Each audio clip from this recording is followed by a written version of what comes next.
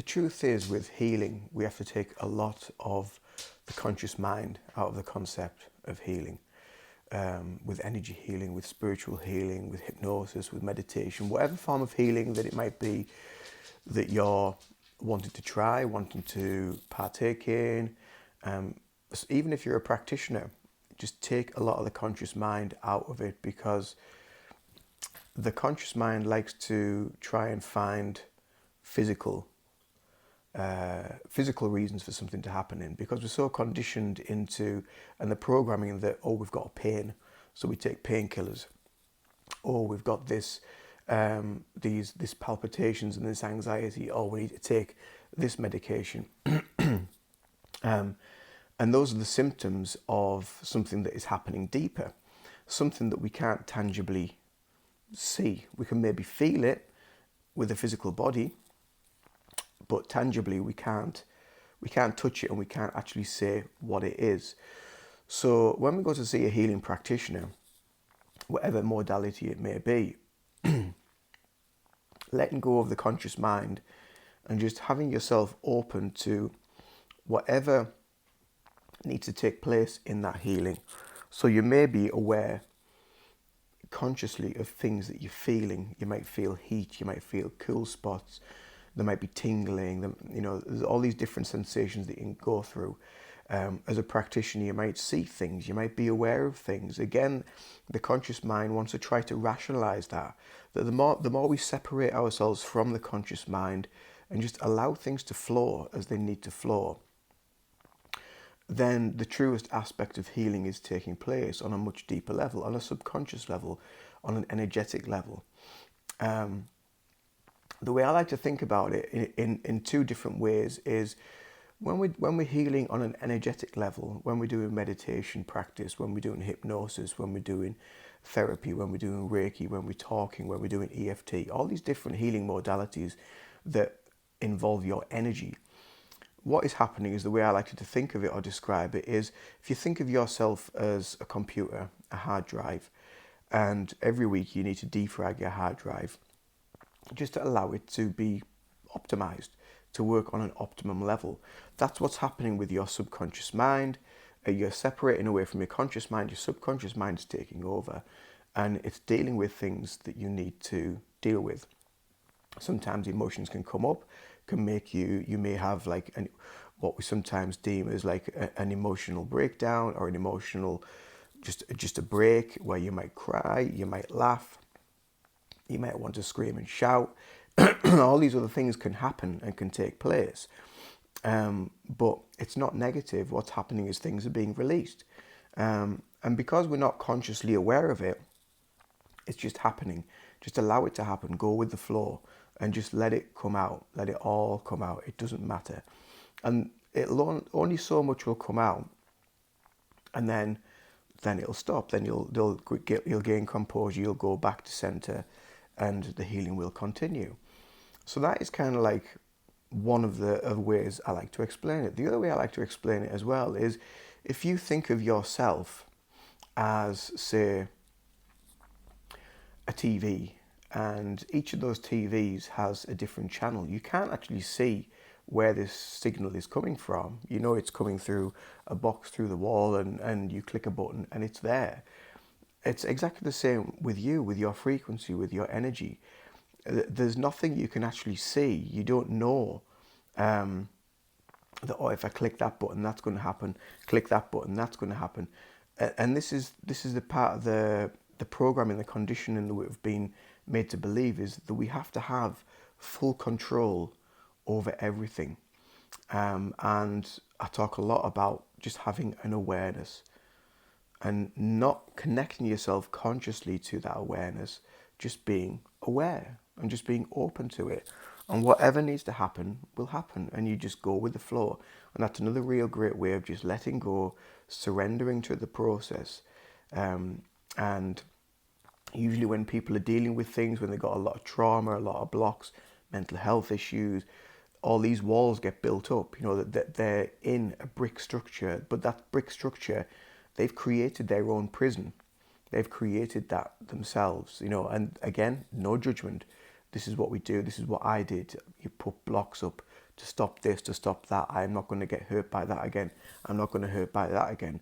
You create this yourself, your mind, your emotions. You put all this stuff up, and you think of it as like an armor. Um, and but what's happening actually internally is the more that you put these things up internally, the suffering continues because you've got nowhere to turn. You've got nowhere to let it out because you've just walled yourself in. And this is the other thing that healing modalities, practitioners, therapists, counselors, hypnosis, Reiki, meditation, all those different things that we turn towards to try and help ourselves, that is where the true healing begins internally. And it's such a powerful thing when you actually say to yourself and you take that first step, right, I've had enough of living my life in this, whatever it might be, in this cage that I've created myself. I just need to step out of my comfort zone slightly. And I've seen a few of my friends lately and a few people on social media and a lot of videos regarding mental health and the steps that we need to take. And there's always an element of fear that is connected to that because you don't know any different. You've been caged for so long in this mind-made construction of your own prison that you don't know any different. So you're going to feel fear. Fear is totally normal, but that is the beginning stage. The beginning stage is embracing that fear and just saying, okay, fear, I embrace you for what you are. I embrace you for what you're trying to teach me. But I'm going to move beyond this level of fear because it's for me. It's for my own benefit. It's for my health. And once you start to empower yourself with that knowledge, those words, the wisdom, the affirmations, the feelings, once you start to empower that, the fear starts to subside. And then a sense of almost like a light starts to emerge internally, which starts to shine on other things internally. And you start to see different aspects of yourself, of where you've neglected this part of your life, or you've forgotten about that, you've forgotten about that person, you've pushed all these different things away to try and distance yourself and block yourself in, that when you start to go through the healing process, you want to open up to that again because you've let go of that fear. That fear is one of your walls going down. And it's, like I say, it's a totally normal thing to experience because you've never known anything different. You've been in this safe cocoon for so long, but you're actually making it worse for yourself by being stuck in that cocoon. So that is what is happening when we start moving onto a path of healing, onto a path of self-awareness, onto a path of spirituality, being spiritual, being open to yourself, being open to your energy, just allowing the process. And again, that allowing, that surrender, that letting go, that takes time. It's not going to happen overnight. It's going to take a long time. It's going to take years probably. And it took me a long time to understand what it meant to just let go. Because you think consciously with a conscious mind, we think, oh, we've let go of that, but you haven't.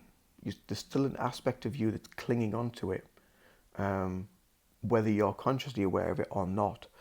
And that's where, again, because we're diving into the subconscious mind, the most powerful part of your mind, which does most of the controlling of your everyday life and of your spiritual life, once we tap into that and we're opening up to that, so much more blossoms through, so much more shines through. And again, you're shining your light, you're finding your light. And that's one of the best steps, one of the best things that you can do. So if you're interested in hypnosis, Reiki, meditation, combination of therapies that I work on, I do a lot of work online via Zoom. I do a lot of work in person. So if you're local to me in Darlington, then You can get in touch and I can do in-person work as well with you with regards to Reiki and hypnosis, meditation, massage, EFT.